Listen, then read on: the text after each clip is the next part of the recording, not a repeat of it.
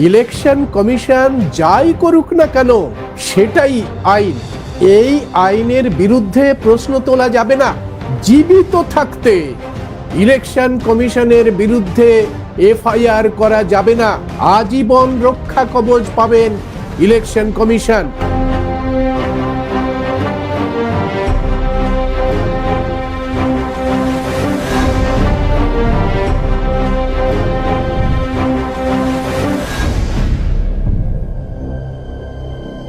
বন্ধুরা, এ তো দেখছি একেবারে সেই মাইথোলজির গল্প।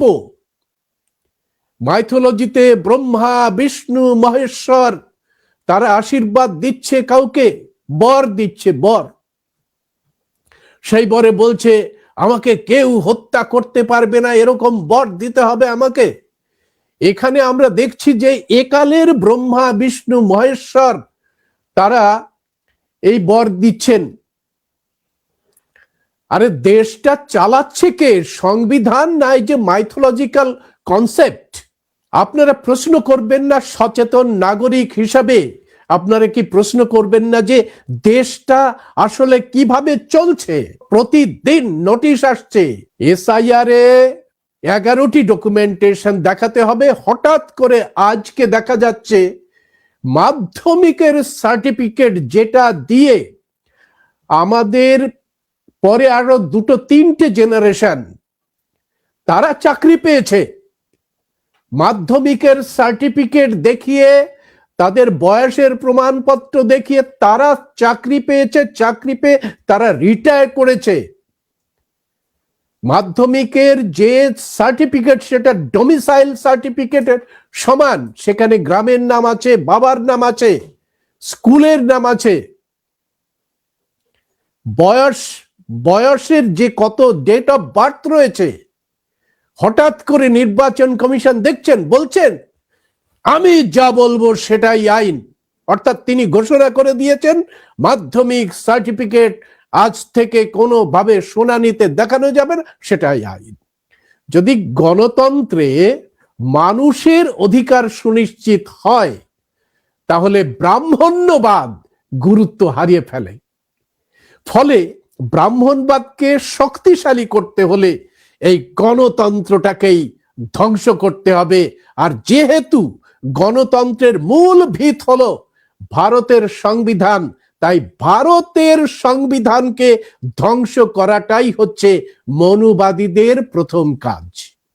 এটা আপনারা যখন বুঝবেন যে এরা আর কিছু করতে চাইছে না, এরা গণতন্ত্রের মূল ভিতটাকে ধ্বংস করে দিয়ে মনুবাদকে কায়েম করার চেষ্টা করছে।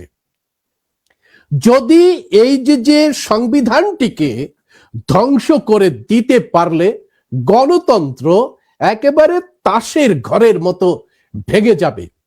আর মানুষের যে মৌলিক অধিকার, সেই মৌলিক অধিকারটাও একেবারে ধ্বংস হয়ে যাবে। যদি এই সংবিধানটাকে তারা ভেঙে ফেলতে পারে তাহলে মানুষের কোনো ধরনের মৌলিক অধিকার থাকবে না। আমরা একেবারে প্রথম থেকেই এই সমস্ত কথা আজীবন বলে এসেছি যে এরা চাইবে, মনুবাদীরা চাইবে যে গণতন্ত্র ধরে আছে, যে রক্ষা কবচটি আছে অর্থাৎ সংবিধান, সেই সংবিধানটাকেই ভেঙে চুরে গুড়িয়ে দাও। ব্রাহ্মণবাদ এরা ঠিক করে নিয়েছে যে আমাদের সব থেকে বড় শত্রু হলো এই ভারতের সংবিধান, যেটা বাবা সাহেব ডক্টর বি.আর. আম্বেদকর রচনা করেছেন।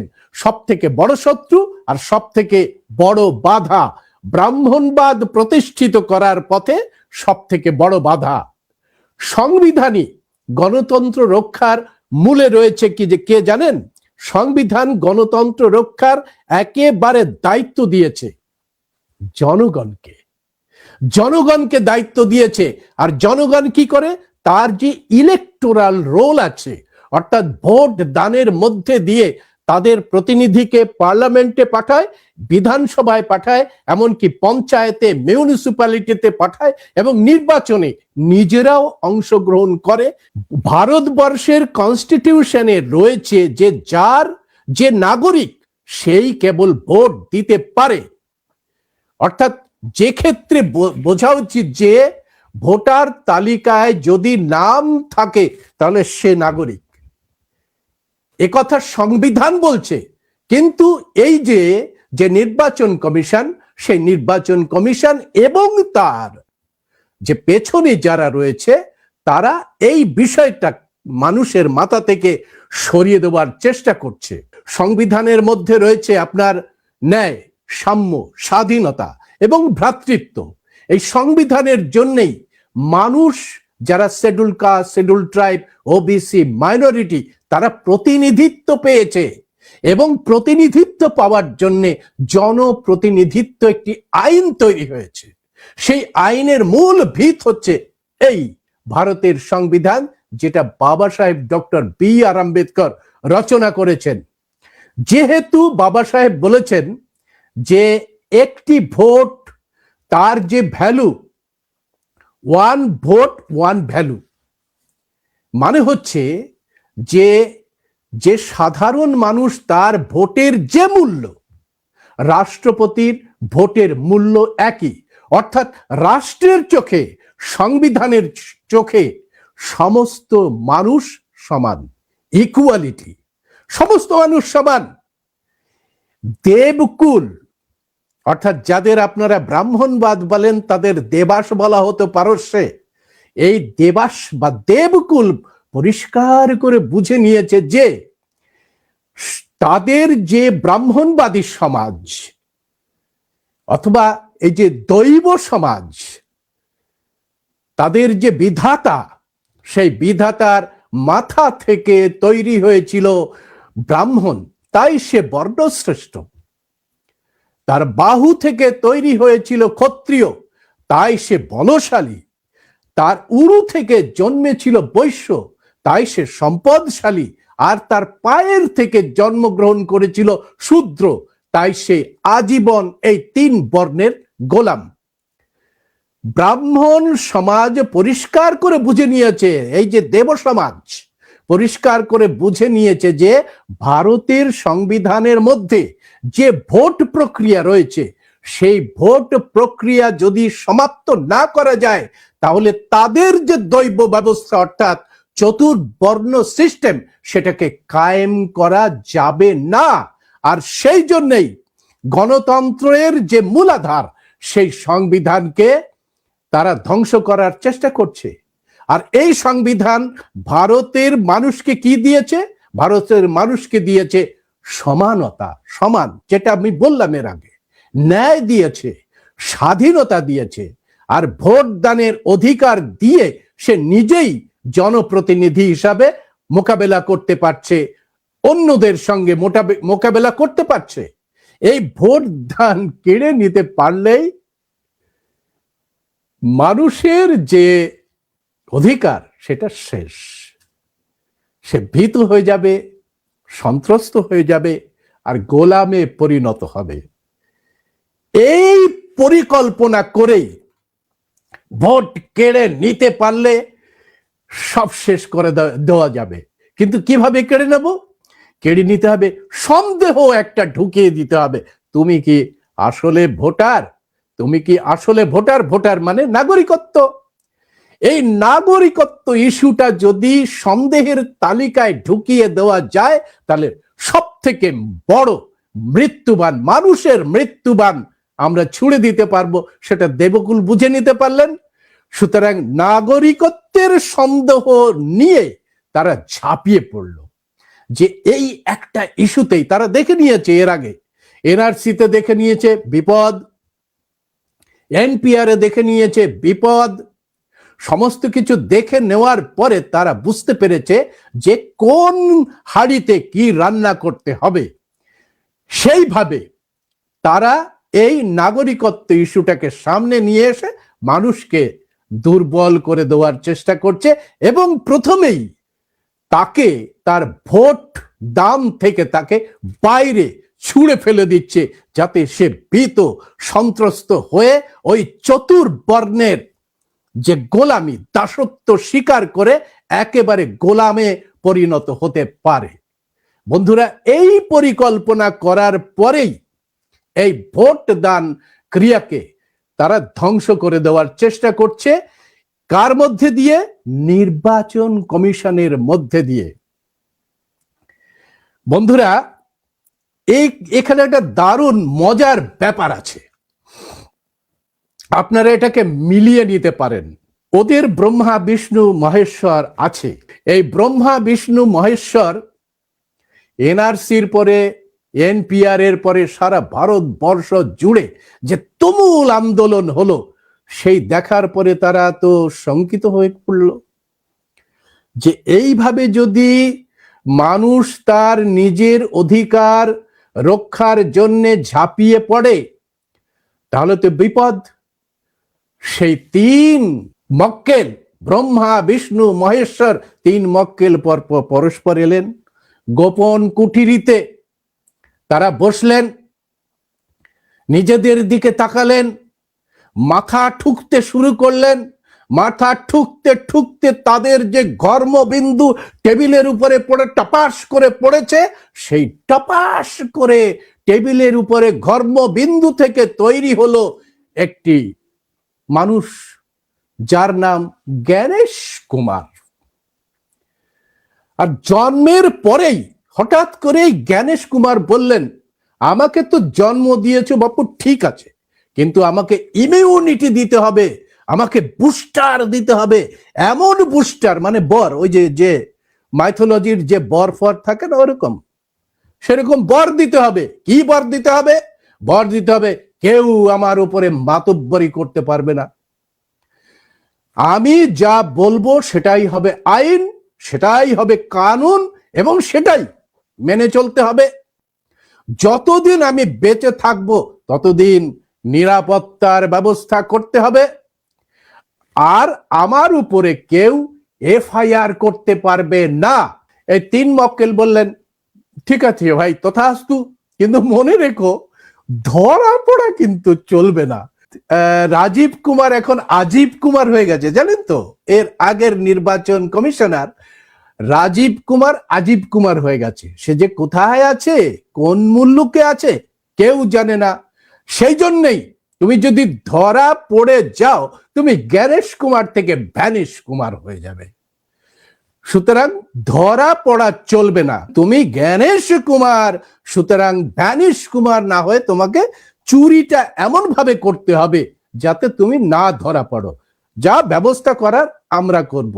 এই তিন মক্কেল দায়িত্ব নিলেন, রক্ষা করার দায়িত্ব নিলেন তিন মক্কেল। বন্ধুরা, এই 2023 সালে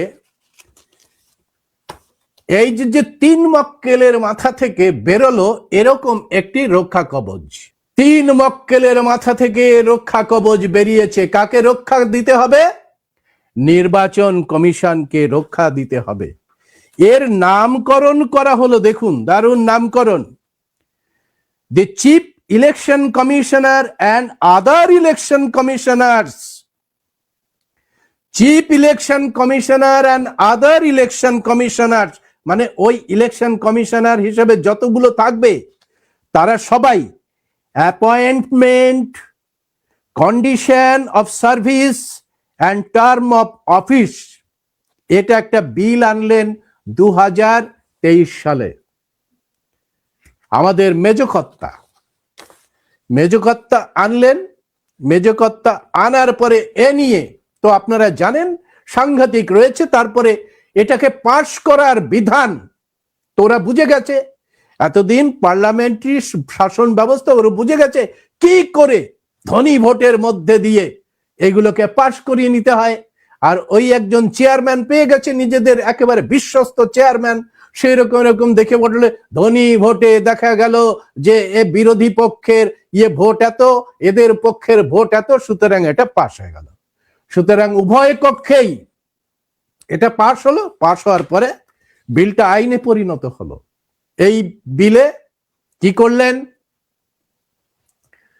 মেজকর্তা? কি করলেন? বড় কর্তার নামটা নয় আমি নাই বললাম, আপনারা সবাই হয়তো জানেন। বড় কর্তা পরিষ্কার করে বলেছে আমাকে রাজনীতির মধ্যে ডাকা যাবে না, কিন্তু আমাকে ছাড়া কোনো কিছু চলবে না। বড় কর্তা পরিষ্কার করে বলেছেন আমার নির্দেশের বাইরে যদি যাও তাহলে তুমি যেই হও না কেন, রেহাই নেই, রেহাই নেই।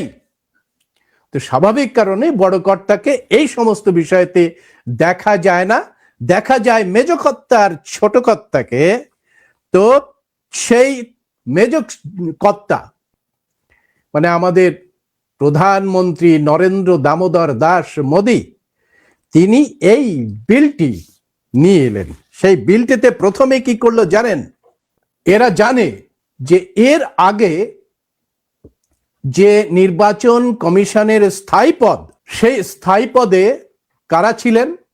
ছিলেন প্রধানমন্ত্রী, মানে যারা শাসন করবে, শাসক দলের প্রধান, বিরোধী দলের প্রধান এবং সুপ্রিম কোর্টের প্রধান বিচারপতি। এই তিন প্রধানকে নিয়ে তৈরি হবে ইলেকশন কমিশনের স্থায়ী যে কমিটি। অর্থাৎ এই তিন প্রধান যদি থাকে তাহলে গণতন্ত্র ঠিক থাকবে। এরা পরিষ্কার করে বুঝে গেল যে যে রক্ষা কবচ আমরা আনতে চলেছি, সেই রক্ষা কবচের মধ্যে এই যে সংবিধান, সেই সংবিধান আর ভারতবর্ষের জনগণের যে অধিকার, সেই অধিকার অর্থাৎ পিপলস রিপ্রেজেন্টেশন অ্যাক্ট যে অধিকার রয়েছে, সেই অধিকারের ভয়ঙ্কর বিপক্ষে আছে। আর এই বিপক্ষের বিষয়টা যাচাই করতে পারে কে?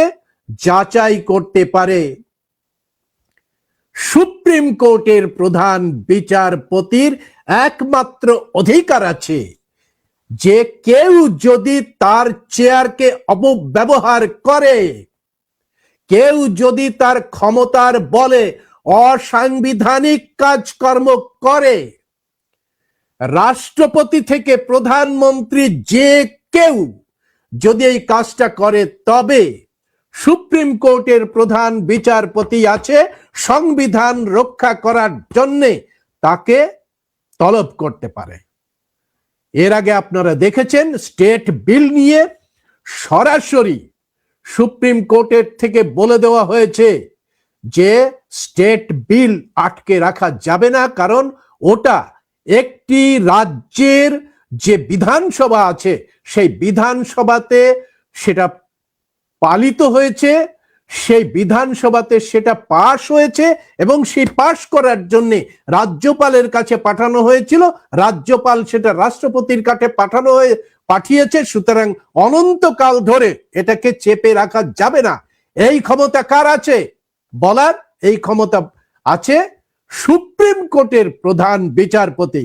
কিন্তু এরকম একটি বিল, এরকম একটি আইন যেখানে একটি ব্যক্তিকে, একটি পদকে অ্যাবসলুট ইমিউনিটি দেওয়া হচ্ছে, রক্ষা কবচ দেওয়া হচ্ছে, যে সে যদি তার মর্যাদার অবহেলা করে, সে যদি তার চেয়ারকে অপব্যবহার করে, সে যদি দেশের সংবিধানের বাইরে চলে যায়, সে যদি দেশের জনস্বার্থের বাইরে চলে যায়, তবুও তার বিরুদ্ধে জনস্বার্থ মামলা করা যাবে না, তার বিরুদ্ধে এফআইআর করা যাবে না।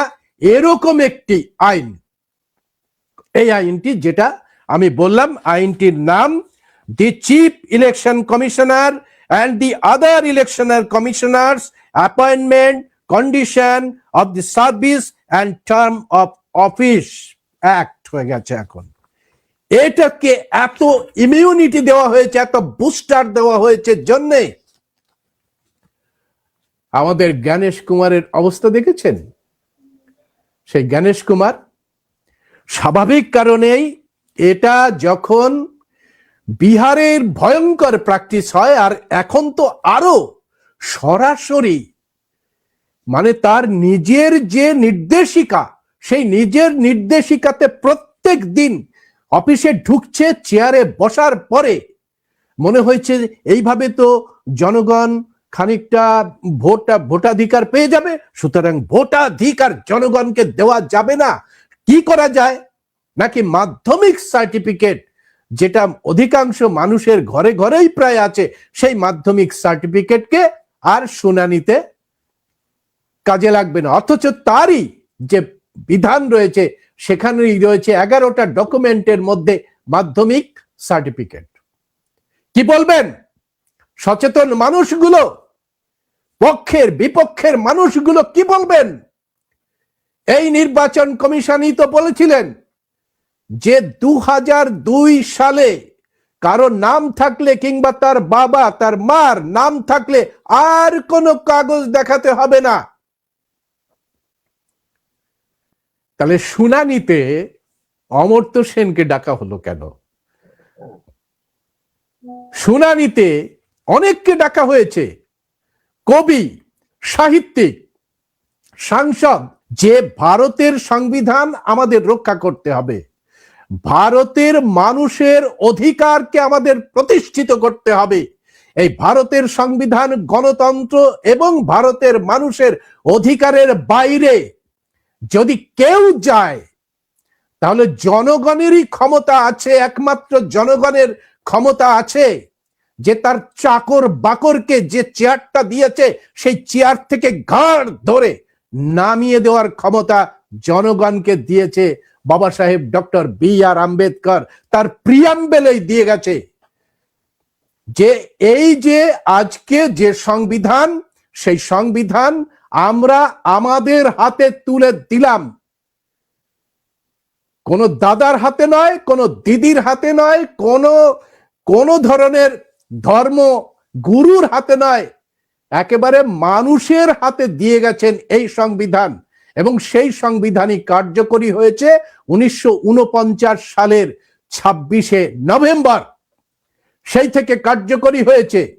এবং সেই সংবিধান যেহেতু মানুষ এই সংবিধানের জোরে আস্তে আস্তে আস্তে আস্তে ভারতকে একটি গণতান্ত্রিক রাষ্ট্রে পরিণত করার দিকে চলে গেছে, সেই জন্যই এদের অসুবিধা হয়ে পড়েছে যে ওয়ান ভোট ওয়ান ভ্যালু, অর্থাৎ এই যে ফুটপাতে শুয়ে আছে এরা তো জাতপাত বর্ণ ব্যবস্থায় বিশ্বাস করে। যে সমস্ত অবহেলিত মানুষ, নিষ্পেষিত মানুষ, নিপীড়িত মানুষ, রাষ্ট্রের যে সংবিধান, সংবিধানের চোখে তারা এক সমান, কারণ তার যে ভোটের মূল্য আর তুমি লক্ষ লক্ষ কোটি কোটি টাকা আম্বানি আদানি যেই হও না কেন, তোমার ভোটের মূল্য আর তার ভোটের মূল্য সমান। এখানেই অন্তত একটা ইকুয়ালিটির ব্যবস্থা রেখেছে সংবিধান। আর সেই বিষয়টাকেই, সেই ভোটের বিষয়টাকেই ধরে নিয়ে এই যে রক্ষা কবচ কাকে দেওয়া হয়েছে? দেওয়া হয়েছে ইলেকশন কমিশনারকে দেওয়া হয়েছে। ঘটনাক্রমে এই বিষয়টি নিয়ে সুপ্রিম কোর্টে জনস্বার্থ মামলা করেছে লোক প্রহরী। তারা এই যে আইনটি, যে আইনে ওই যে ধর্ম থেকে জন্মগ্রহণ করা জ্ঞানেশ কুমার কমিশনার, সেই কমিশনারকে অবৈধভাবে সংবিধান বহির্ভূত ভাবে এই আইনটি করা হয়েছে কিনা সেটাকে চ্যালেঞ্জ করে, মানে পাবলিক ইন্টারেস্ট লিটিগেশন করে এটা মামলা করা হয়েছে। সেই মামলা গ্রহণ হয়েছে, গৃহীত হয়েছে এবং ঘটনাক্রমে গত পরশু প্রায় 10 ঘন্টার উপরে ডিবেট হয়েছে। 10 ঘন্টার উপরে ডিবেট হয়েছে, বিভিন্ন ইস্যু নিয়ে, এসআইআর নিয়ে হয়েছে, সংবিধান নিয়ে হয়েছে এবং এই যে রক্ষা কবচ ইমিউনিটি বুস্টার দেওয়া হয়েছে নির্বাচন কমিশনারকে, এই বুস্টার, এই ইমিউনিটি সংবিধানের বাইরে চলে গেছে কিনা সেইটা দেখার জন্যই নির্বাচন কমিশনারকে এবং ভারত সরকারকে নোটিশ ধরিয়েছে সুপ্রিম কোর্ট। এখানে পরিষ্কার করে বলছেন যে আমরা এই বিষয়টি পরীক্ষা করে দেখব যে এই আইনটি অবৈধ আইন কিনা এবং এটা জনস্বার্থ এবং সংবিধান লঙ্ঘন করেছে কিনা।